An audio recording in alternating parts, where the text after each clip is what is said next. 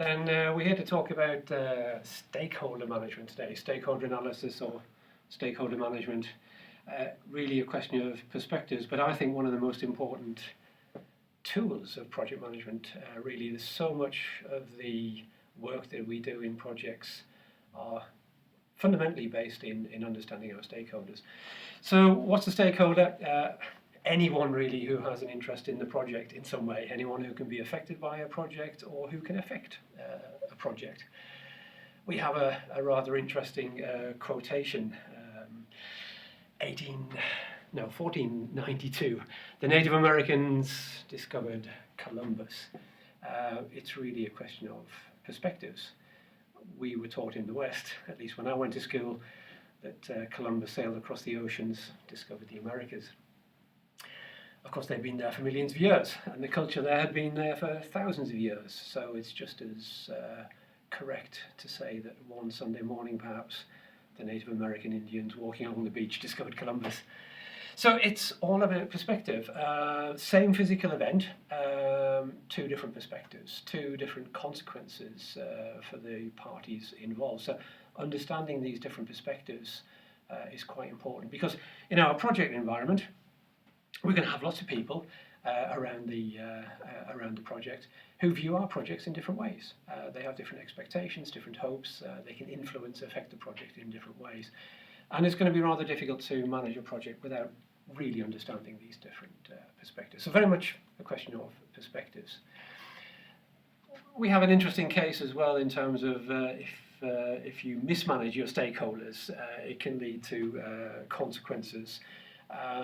We have a rather famous situation in the 90s with Greenpeace and Shell, the Brent Spar platform out in the North Sea. And from an original budget of £4.5 million or thereabouts, and a timeline of 6 months, Shell either forgot or didn't manage a rather important stakeholder, as it turned out, Greenpeace in this case. And they ended up spending somewhere between 120 and 200 million on this project to dispose of the Brent Spar. And it took 4 years.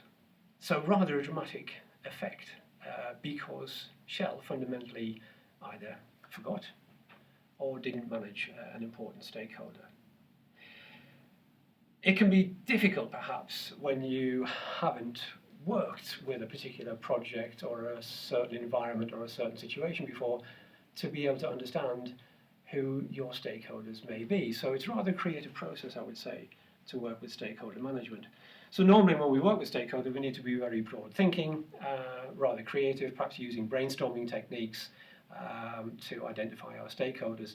So the identification of stakeholders is perhaps the most difficult part of it, and rather a creative process. A good idea to have rather a broad base when identifying stakeholders. So don't just keep it within your team, and it's rather difficult to brainstorm on your own. So get people involved. A good trick as well is if you do a kind of a preliminary stakeholder analysis, would then be to invite some of the stakeholders in to do a broader stakeholder analysis. We get rings on the water effect in that way. So the identification is the really difficult thing. How do you find a stakeholder that you haven't found before? One of the biggest traps in this area is undoubtedly, I would say, the copy and paste syndrome. This is a big problem.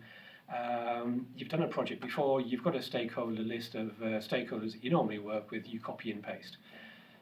Well, perhaps that's what happened with Shell. They dumped oil platforms at sea before, copy and paste, but this is a different project. It's unique. It's 2 years later, society changes, reality changes, and if you don't do your stakeholder first principles, you're going to get these kind of issues. So that's perhaps the first thing. Second thing is, I think when we look at our stakeholders, when we've identified them, a really useful classification is to think of them in terms of result and realization. So result stakeholders, those stakeholders that are affected by the deliverables, the results of the project, or who can affect the use of results, and the realization stakeholders, those who are normally involved in the carrying out the development of the project. And if we think about our development platform to arrive at a good plan for a project. It's all about understanding the scope. For instance, the quality of the final plan is very dependent on the scope. Understanding everything that has to go into a project, shall we say. To get a good understanding of the scope, you need to understand what your deliverables are going to be. The better the understanding of the deliverables, the better the understanding or the activity that needs to take place in a project to achieve that. And to have a good understanding of deliverables, it's pretty good to understand the use of those deliverables. So we have a development platform. Understanding the need allows us to understand the deliverables in a better way. Our understanding of the deliverables, if it's informed in that way, can help us understand the scope of the project, and then we can put a good plan in place, and that's our platform for a successful project delivery. When we think about stakeholders, result stakeholders towards the need and the deliverable, anyone involved in that end of the process.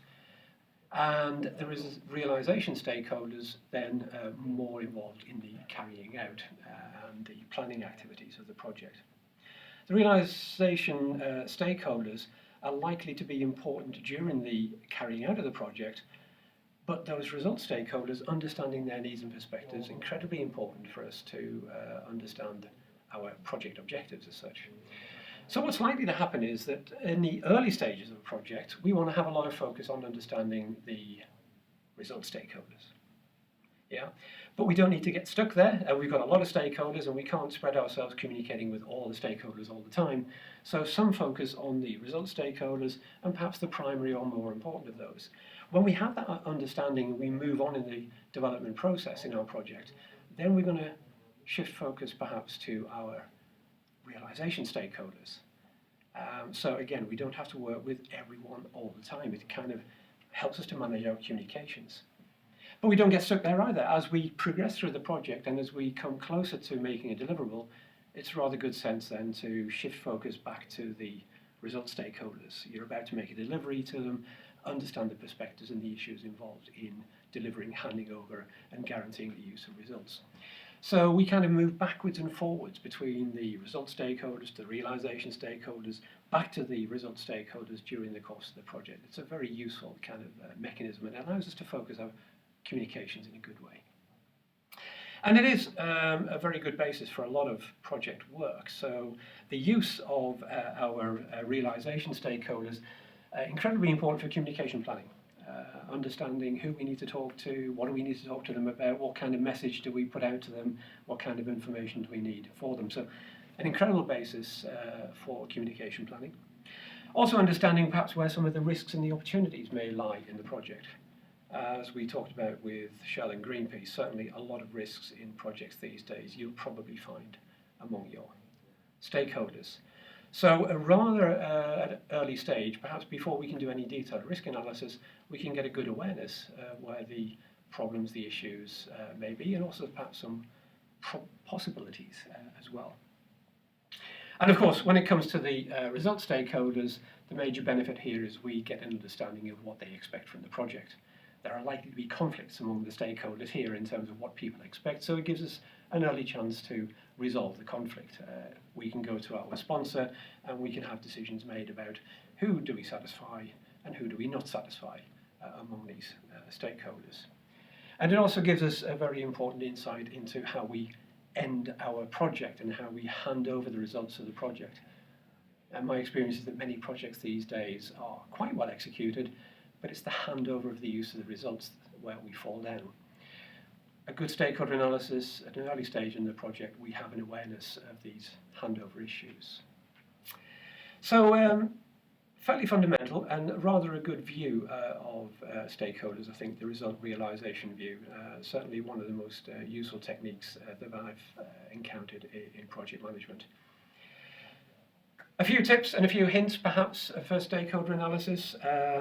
Never forget the customer or the user, or perhaps you can say the receiver. There can be quite a chain there. Receiver, internal receiver, external receiver, customer, final user, and so on. But understand why we're doing this project. So user perspective, we are generally doing projects for some business reason to gain some business benefit, and we want to make sure that benefit is secured. And if we're doing things for business, it's not just our customer, think about the competition as well. So have that kind of focus in here. And when we think about our stakeholder expectations at the beginning of the project, try to identify the expectations as you see them, not whether you can satisfy them or whether you should satisfy them, but have an understanding of what their needs are.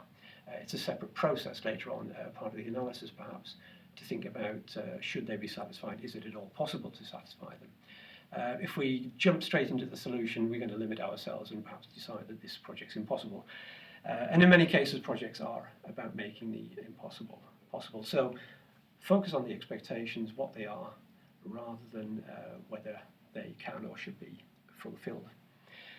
And the final point I would say would be to, regarding stakeholders, try not to include anyone who's going to be involved in the project organisation as a stakeholder. People working in the project organisation, they work for the best of the project. So either you're in the project as a member of the organisation, or you're a stakeholder. These are two separate roles. The conflict that we may have as a stakeholder, we try not to bring that into the project as such. So there are my final tips and hints for stakeholder